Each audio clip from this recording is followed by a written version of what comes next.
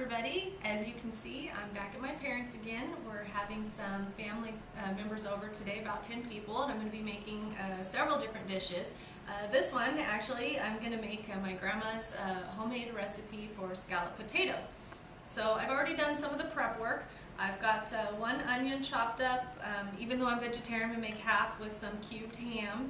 And I have pre-peeled. I've done 3 potatoes already. I've got 3 left to go.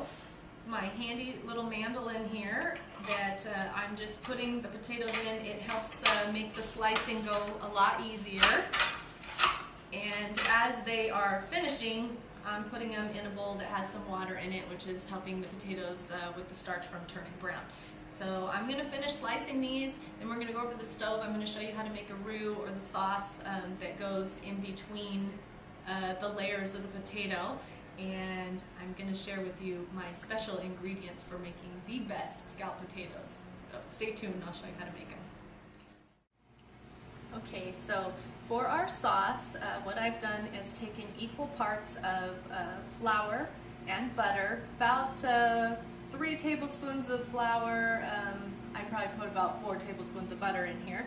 And I've added a cup of milk, and I'm kind of just pouring in maybe another ½ cup to make sure that I have enough. I've got it on low heat, and I'm just slowly stirring it, and as it heats up, the flour is going to help thicken it up, and that's what we're going to use as our creamy sauce in the potatoes.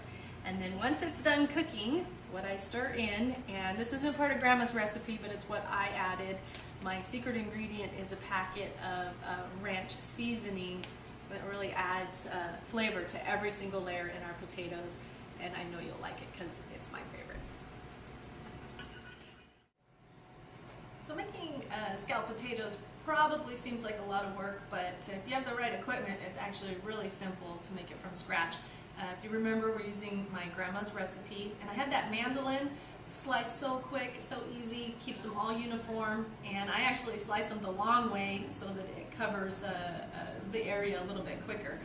Now that we've, I poured the water out of the potatoes and patted them down with a dish towel so that there's no water left on them, and I have all my ingredients laid out, including the sauce that we just made, and now all we have to do is layer it and get it in the oven.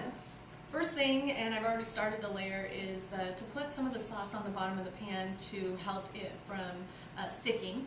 And then what we do, just start taking the potatoes and layering it so that we're going to cover the entire base.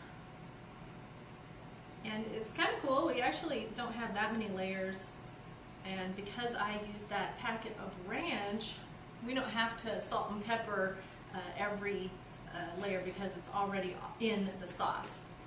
So once I get it fully covered, and I made the sauce a little bit runnier just so that we don't have to spread it on, we can just kind of drizzle it over everything here, and as it cooks it's going to melt down through the layers and cover every part. Anyways, then I like to do double the onion actually, and if, believe it or not, my recipe has 2 secret ingredients. French fried onions. I'm sure that you're going to say that's not very healthy, but that's okay because we're just cooking something to make it taste good today and not worry about being on a diet. So I just, you don't have to cover every inch, just kind of sprinkle it on. I've got some cheddar cheese here. I like to put a little bit of that on every layer. And then I have my diced up onions. I like lots of onions because we're going to cook this for a long time, so they're going to get nice and soft. And then the right side of my dish, I'm adding some cubed ham for everyone else who wants to be a meat eater. So I'm going to continue with these layers and then top it with the rest of my cheese and french fried onions, and we're going to start it off in the oven with some foil on it, and then the last few minutes take that off and let everything brown up, but probably have it in the oven for well over an hour so that everything is soft and completely cooked. And that is my grandma's, with my additions, scalloped potato recipe. I hope you try it sometime, it's really good.